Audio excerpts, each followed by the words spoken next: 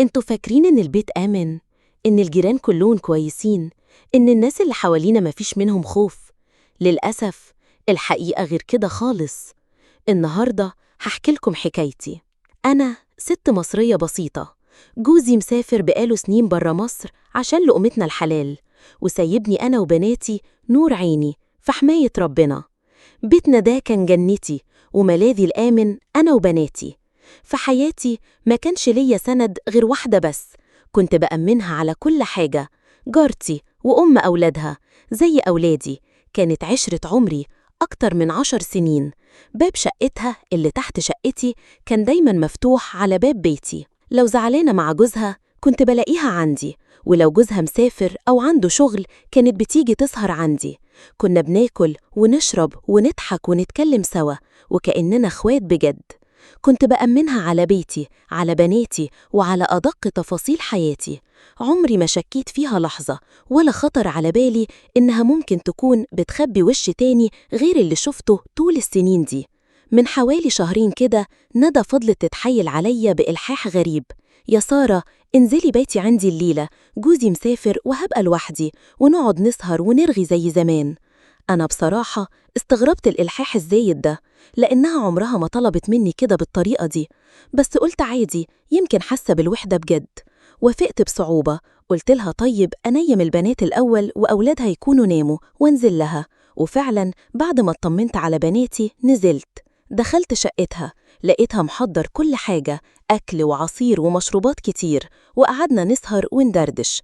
بس طول ما احنا قاعدين كلام ندى كان غريب، كان في تلميحات أول مرة أسمعها منها، حاجات خلتني أحس إن في حاجة مش مظبوطة.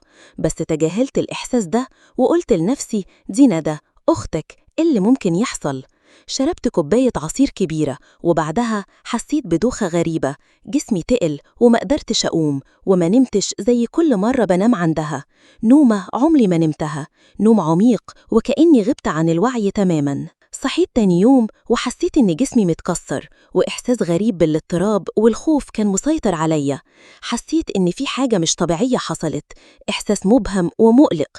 بصيت حواليا ما لقيتش حاجة غريبة ظاهرة، ولما سألت نادرة قالت لي يا بنتي انت طول عمرك بتقومي قلقانة من أي نومة غريبة، مفيش حاجة حصلت. وما قدرتش أقول أي حاجة، الخوف والريبة خلوني أسكت تماما. نزلت بيتي وأنا تايهة، إيه اللي حصل ده؟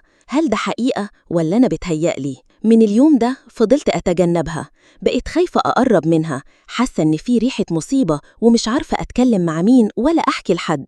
بقيت مرعوبة من اللي ممكن يكون اتعرضت له وأنا في حالة الغياب دي. بعد أسبوعين بالظبط وأنا قاعدة لوحدي وبفكر في اللي حصل لي، ندى لقيتها بتخبط عليا. فتحت لها الباب، لقيتها بتقولي بكل برود وبصوت واطي كأنها بتطلب فنجان قهوة: معلش يا سارة، كنا مزنوقين في 100,000 جنيه سلف ومش عارفة هردهم إمتى. 100,000 جنيه؟ منين؟ أنا اتصدمت، أجيب لك منين أنا المبلغ ده يا ندى؟ بقول لها. لقيتها بتقولي بكل وقاحة: من فلوس جوزك، مش بيبعتلك. أنا اتجمدت في مكاني. انت بتتكلمي كده ليه؟ مش هينفع يا ندى، ايه اللي بتقوليه ده؟ ردت عليا بمنتهى البرود: لا هينفع. وقبل ما أقدر أرد أو أفهم أي حاجة نزلت شقتها، نزلت وهي مبتسمة ابتسامة أنا عمري ما هنساها.